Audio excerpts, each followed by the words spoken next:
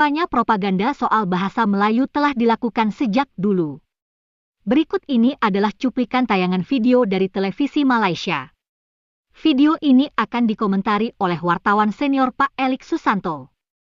Bahasa Melayu kini diangkat sebagai bahasa kelima terbesar di dunia dengan lebih 300 juta penutur. Malah seawal kurun ke-15, dinasti Ming di China telah menubuhkan Jabatan Bahasa Asing dengan bahasa Melayu sebagai komponen utama. Beberapa tenaga pengajar pengajian bahasa Melayu di Beijing Foreign Studies University BFSU yang ditemui juga mengakui bahasa Melayu bukan saja indah pada bahasanya, malah makin mempunyai nilai di mata dunia. Laporan wartawan Rashidah Abu Johan di Beijing, China. Kagum seketika apabila mendengar Chang Jingling memulakan bicara. Walaupun beliau berasal dari negara China, namun salah seorang tenaga pengajar pengajian bahasa Melayu di BFSU ini sangat petah dan tidak kekok bertutur dalam bahasa Melayu. Malah beliau yang mempunyai nama Melayu iaitu Melati sangat suka menonton iklan raya Petronas kerana ia tersirat keindahan kebudayaan Melayu.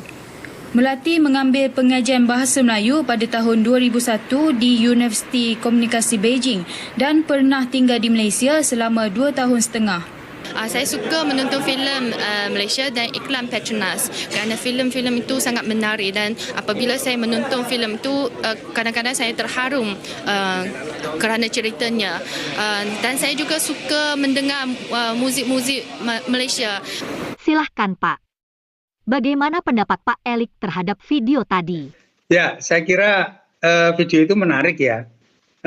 Apalagi tidak hanya kali ini saja sih Malaysia ya terutama mengklaim apa-apa yang dimiliki oleh Indonesia itu ada milik mereka ya, milik Malaysia.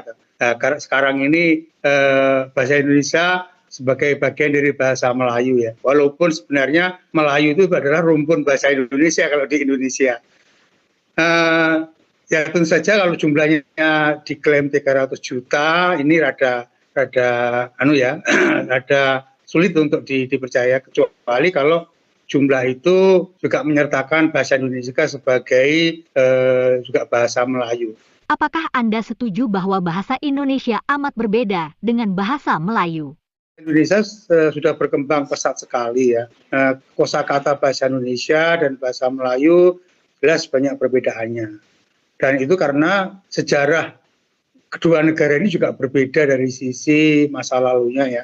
Dijajah oleh negara yang berbeda pula. Sehingga perkembangan bahasanya pun tentu saja berbeda. Bukankah jumlah penutur bahasa Melayu di Malaysia sebenarnya kecil sekali? Ya, justru itulah ya. Saya kira di Malaysia ini meskipun Melayu itu mayoritas, tapi kemayoritasnya itu tidak sebanyak jumlah penduduk Indonesia ya. Ya kurang lebih sekitar 20 juta. Orang Melayu di kota-kota seperti Kuala Lumpur dan kota-kota besarnya itu cenderung menggunakan bahasa asing ya, bahasa Inggris ya. Bahasa Melayu di Malaysia amat terpinggirkan sebenarnya ya.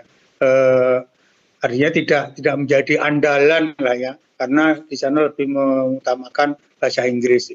Kenapa Malaysia sejak dulu mengklaim bahasa Indonesia seolah bagian dari bahasa Melayu milik mereka?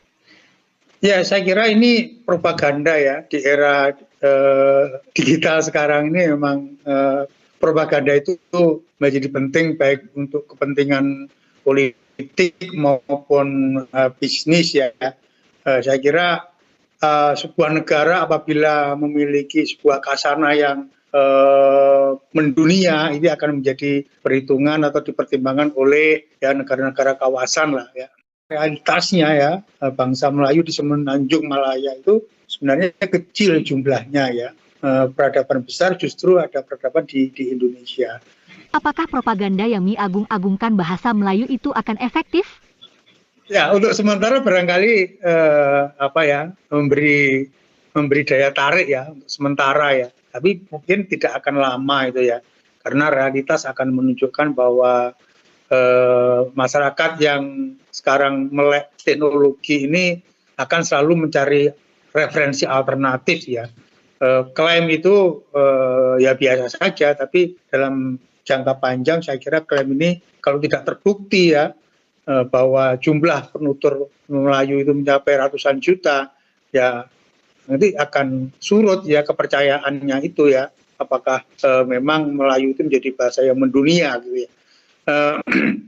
Soalnya bahasa Indonesia dari sisi praktek diplomatik itu sebenarnya juga lebih mendunia ya, saya kira lah ya, dibanding Melayu ya. Dan di Indonesia yang berkembang bukan orkes Melayu ya, misalkan kalau kita ngomong bahwa Melayu itu menjadi salah satu unsur yang mendunia, di Indonesia orkes dangdut ya, bukan orkes Melayu, meskipun dulu awal-awalnya juga orkes Melayu ya.